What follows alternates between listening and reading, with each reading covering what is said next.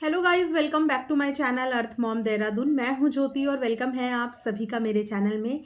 So yes, आज आप सब लोगों की डिमांड पूरी होने वाली है। पिछले 3-4 दिन से आप लोग जो वीडियो एक्सपेक्ट कर रहे हैं मेरी तरफ से, आज मैं उसी वीडियो के लिए आप सबके आगे रिएक्शन लेके आ गई हूँ। इनफैक्ट मुझे पूरी श्योरिटी है कि आप इस वीडियो को सपोर्ट भी करेंगे, प्यार भी करेंगे, शेयर भी करेंगे। रीजन बिहाइंड कि ये हम में से ही एक लड़की, एक महिला की कहानी है, जिस कहानी को स्प्रेड भी होना चाहिए, वायरल भी होना चाहिए और इस सब में हम सबका कंट्रीब्यूशन और सहयोग भी होना चाहिए, क्योंकि इस तरीके से हमारे समाज में एक अच्छा एग्जाम्पल सेट होगा।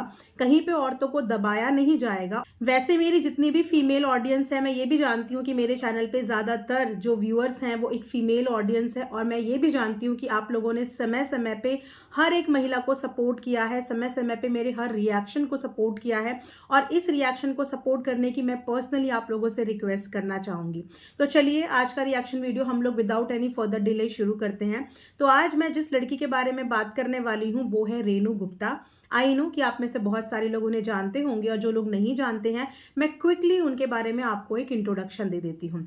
वैसे रेनू गुप्ता कोई नोन फेस नहीं है, कोई पॉपुलर फेस नहीं है, या फिर कोई पॉपुलर सेलिब्रिटी या यूट्यूबर नहीं है, लेकिन हाँ, पिछले कुछ दिनों से रेनू गुप्ता का नाम काफ़ी ज़ोर शोर से सोशल मीडिया पे चल रहा है।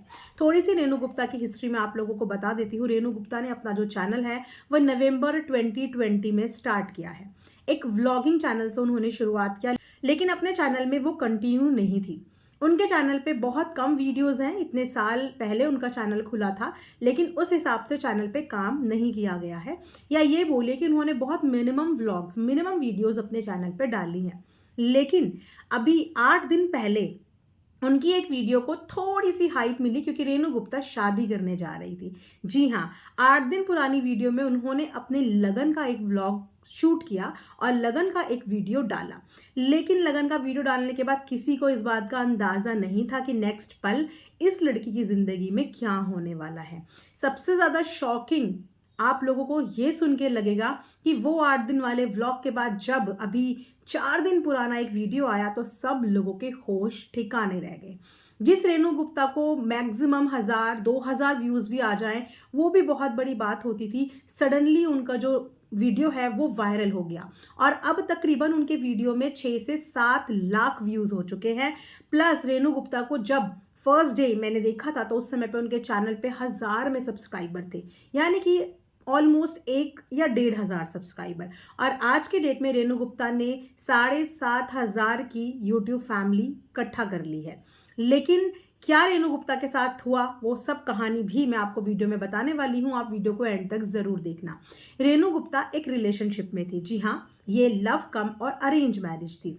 एक रिलेशनशिप जो काफी लंबा था, और उस रिलेशनशिप की कंपैटिबिलिटी के बाद दोनों पेयर ने शादी करने का फैसला लिया। धूमधाम से ये शादी हो रही थी, पूरे प्रॉपर रीति रिवाजों के साथ ये शादी हो रही थी, क्योंकि लगन वाली वीडियो में रेनू बहुत ज़्यादा खुश नज़र आ रही थी। इनफैक्ट उनकी फैमिली भी बहुत खुश नज़र आ रही थी। शादी ब्याह में जितने रीति रिवाज होते हैं, जितने रिचुअल्स होते हैं, पूरी फैमिली उन रीति रिवाज रिचुअल्स को फॉलो भी कर रही थी। इनफैक्ट शादी भी बहुत अच्छे से हो गई। जी हाँ, शादी हो गई। ऐसा नहीं था कि शादी में कोई रुकावट आई, शादी प्रॉपर रिचुअल के साथ हो गई। लेकिन सिर्फ इतनी छोटी सी रिक्वेस्ट सामने वालों के ईगो पे इतनी भारी पड़ जाएगी, ये शायद कभी किसी ने सोचा नहीं था। विदाई का टाइम नजदीक आया। विदाई के लिए कुछ रिचुअल्स जो लड़की वालों के थे, उन रिचुअल्स के हिसाब से उन्होंने ये बोला कि विदाई होटल से ना करके घर से की जाएगी। एक्चुअली ये रिवाज हमारे यहाँ भी होता है। अगर मैं उत्तराखंड की बात करूँ तो हमारे यहाँ भी ऐसा ही बोला जाता है कि फेरे और विदाई घर से होना बहुत अच्छी बात होती है। भले ही हम किसी बैंक्वेट में, किसी रिजॉर्ट में या कोई डेस्टिनेशन शादी कर रहे हो, लेकिन फिर भी ये बोला जाता है कि विदाई हमेशा लड़की की अपने घर से होनी चाहिए। तो वही शायद रीति रिवाज इनके यहाँ भी होगा। तो विदाई के लिए घर पे लाया गया, जिसके लिए अगेन जो ससुराल पक्ष के लोग थे वो अनहैप्पी नजर आ रहे थे, लेकिन फिर भी इस चीज के लिए वो लोग अग्री कर गए कि चलो ठीक है, घर से विदाई हो जाएगी। विदाई के लिए लड़की को घर लाया गया, लेकिन गाड़ी से उतरने तक की जहमत नहीं उठाई ससुराल पक्ष के लोगों ने। यानी कि दूल्हे ने भी और उनके पेरेंट्स ने भी, वो लोग गाड़ी से नीचे तक नहीं उतरे।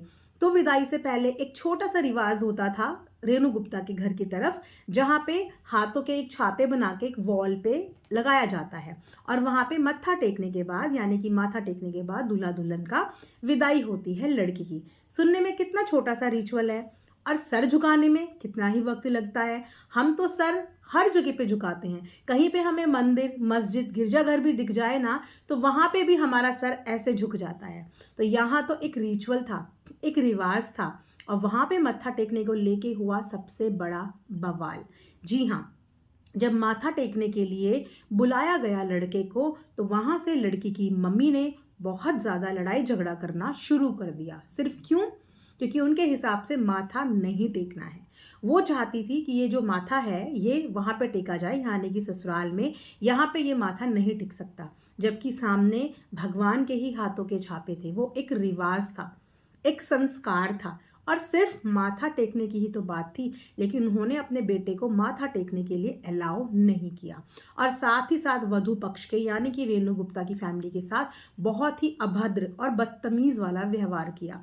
बात इतनी तक बढ़ गई कि उन्होंने वधू पक्ष के, यानी कि रेणु के माता पिता को गाली गलौज तक देनी शुरू कर दी। और सबसे स्ट्रेंज बात और शॉकिंग बात ये थी कि ये सब कुछ लड़का चुपचाप देख रहा था, चुपचाप देख रहा था, और उसने एक बार भी इन चीज़ों पे इंटरफेयर करने की कोशिश नहीं की। जब रेणु गुप्ता ने ये सारा तमाशा अपने घर पे अपनी आंखों के सामने देखा, तो उसने उस घर से विदा होने के लिए मना कर दिया। यानी कि शादी भी हो गई, विदाई की तैयारियां हो रही थी, सिर्फ एक छोटे से रिचुअल की वजह से ससुराल पक्ष के लोगों ने तमाशा किया, और इतने हद तक तमाशा किया कि वधू पक्ष की इज्जत, मान सम्मान 2 मिनट में उन्होंने मिट्टी में मिला दिया। और ये सब देखते हुए रेणु गुप्ता ने फैसला लिया कि वो अपनी विदाई नहीं करेगी, वो अपने ससुराल नहीं जाएगी। और वहीं से ससुराल वाले, लड़का, उसकी मम्मी, उसके पापा, सब के सब वहाँ से रवाना हो गए। और हैरानी की बात यह है कि लड़के ने भी लड़की को मुंह मोड़ के एक बार भी पीछे पलट के नहीं देखा। अपनी ये सारी कहानी रेणु गुप्ता ने खुद अपने 4 दिन पुरानी वीडियो में बताई हुई है। काफ़ी डिप्रेस और डिसअपॉइंट नज़र आ रही थी, और सबसे बड़ा डिसअपॉइंटमेंट ये था कि ये एक लव मैरिज थी, एक रिलेशनशिप जो शायद 1 साल, 2 साल, 3 साल, 4 साल, या हो सकता है इससे भी ज़्यादा साल पुराना हो, जो एक शादी के मुकाम तक पहुंचा। लेकिन जब अपने पार्टनर के लिए स्टैंड लेने की बात आई, चीज़ों को संभालने की बात आई, तो वहाँ पे एक लड़के ने भरे समाज में उस लड़की को डिसअपॉइंट कर दिया, जिसके साथ वो शायद कुछ घंटे पहले ही फेरे लेके हटा था। यानी कि शादी के 7 फेरे, 7 वादे वो कुछ घंटों में ही भूल गया। तो 7 जन्मों का वादा वो निभाएगा, क्या इस बात की श्योरिटी होती? फिलहाल रेनू ने जो डिसीजन लिया, उसके इस डिसीजन से अगर हम पब्लिक रिव्यूज़ की बात करें, तो पब्लिक रेनू गुप्ता के इस डिसीजन पे उसको बहुत ज़्यादा अप्रिशिएट कर रही है कि उसने अपने प्यार को कुर्बान कर दिया अपने माता पिता की इज्जत के आगे। अपने माता पिता के मान सम्मान के लिए उसने 2 मिनट नहीं लगाए उस रिश्ते को तोड़ने में, जो रिश्ता शायद वो पिछले काफ़ी सालों से सजा के बसाने की कोशिश कर रही थी। लेकिन हाँ, दिल तो टूटता है, और बहुत ज़बरदस्त तरीके से टूटता है। लेकिन रेनू गुप्ता का बोलना ये भी है कि मुझे मेरे परिवार की तरफ से बहुत ज़्यादा सपोर्ट और प्यार मिल रहा है।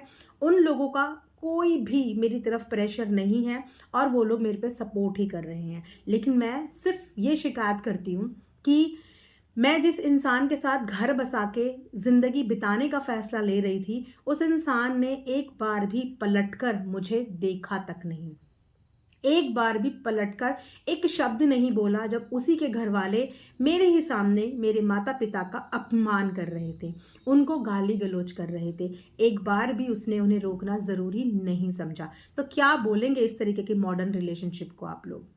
क्या बोलेंगे इस तरीके की मॉडर्न मैरिज को आप लोग? क्योंकि जिस तरीके के एग्जाम्पल्स हमारी सोसाइटी में आ रहे हैं, शादी जैसे पवित्र रिश्ते का भी मजाक बना के रख दिया है। अब आप बताइए, शादी सनातन धर्म में कितने रीति रिवाज मंत्रों के साथ की जाती है। ये कोई 1 या 2 जन्म का बंधन नहीं होता। हमारे ग्रंथों के हिसाब से ये 7 जन्मों का बंधन बंध जाता है, और ये बंधन बंधने के बाद एक दुल्हन जो विदा होके अपने ससुराल नहीं जा पाई, ये सोचिए आप कि यहाँ पे अपमान सिर्फ लड़की या उसके परिवार का ही नहीं हुआ है, यहाँ पर अपमान हुआ है हमारे सनातन धर्म का, यहाँ पे अपमान हुआ है हमारे रीति रिवाजों का, यहाँ पे अपमान हुआ है हमारे संस्कारों का। वो भी क्यों? सिर्फ एक सो कॉल्ड ईगो की वजह से। एक लड़की को विदा करके ससुराल पक्ष के लोग नहीं लेंगे। क्यों? क्योंकि वो अपने बेटे को माथा टेकने के लिए अलाउ नहीं कर रहे थे। ये सारी सिचुएशन हुई है रेनू गुप्ता के साथ, और रेनू गुप्ता ने जो डिसीजन अपने लिए लिया है, मुझे लगता है उसने अपनी लाइफ का बहुत सही डिसीजन लिया है। क्योंकि जो इंसान 7 मिनट आपका साथ नहीं निभा पाया, तो क्या वो आपके साथ जिंदगी गुजारने के लायक है? अगर ये सिचुएशन ससुराल जाने के बाद होती तो फिर लड़की अपना दुख दर्द ना तो बता पाती है, ना शेयर कर पाती है, और इस टॉक्सिक रिलेशनशिप में सिर्फ घुटती रहती है, घुटती रहती है, घुटती रहती है। हमारे सामने ऐसे बहुत सारे केसेस आते हैं जहाँ पे लड़कियाँ एक बार विदा होकर चली तो जाती है, घर वाले समझा के भेजते हैं कि बेटा ससुराल है, तुम्हारा वही घर है, उसे संभाल के संजो के रखना, और उसे संजोने के चक्कर में वो अपने आप को भूलती चली जाती है और एडजस्ट करती रहती है, एडजस्ट करती रहती है। और एक दिन जब पानी सर से ऊपर पहुंच जाता है, कुछ लड़कियां होती है जो अपने आप को बचा के निकल जाती हैं, और कुछ लड़कियां होती हैं जो इस चीज़ का बलि चढ़ जाती हैं, क्योंकि उस समय पे बहुत देर हो चुकी होती है।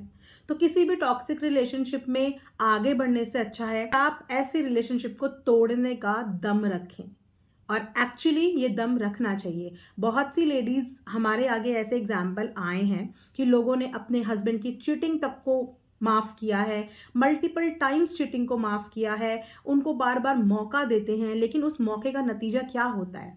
उस मौके का नतीजा सिर्फ इतना होता है कि लड़की को तब भी कॉम्प्रोमाइज़ करना पड़ा था और लड़की को आगे भी कॉम्प्रोमाइज़ करना पड़ेगा।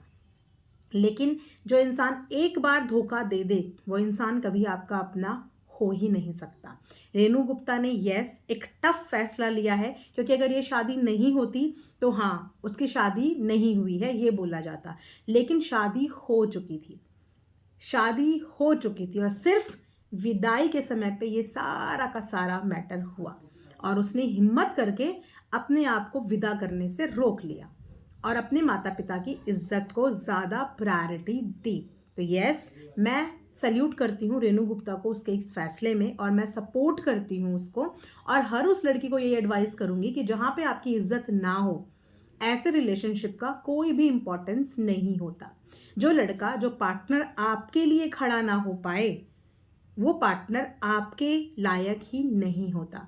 जो पार्टनर आपकी और आपके परिवार की इज्जत ना कर पाए, वो पार्टनर आपके लायक ही नहीं होता। वो शादी सक्सेसफुल हो ही नहीं सकती जिस शादी में रिस्पेक्ट ना हो, जिस शादी में झुकना ना आता हो।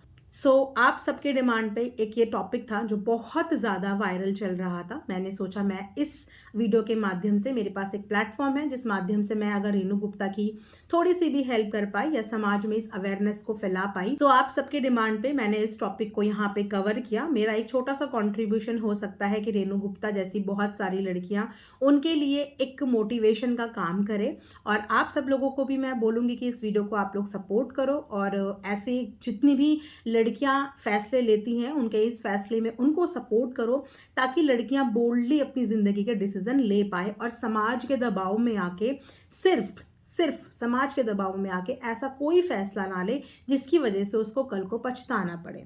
तो अपनी ज़िंदगी का फैसला रेनू गुप्ता ने लेके ये प्रूव कर दिया है कि उसकी ज़िंदगी में सबसे ऊपर उसके माता पिता की इज्जत और मान सम्मान है।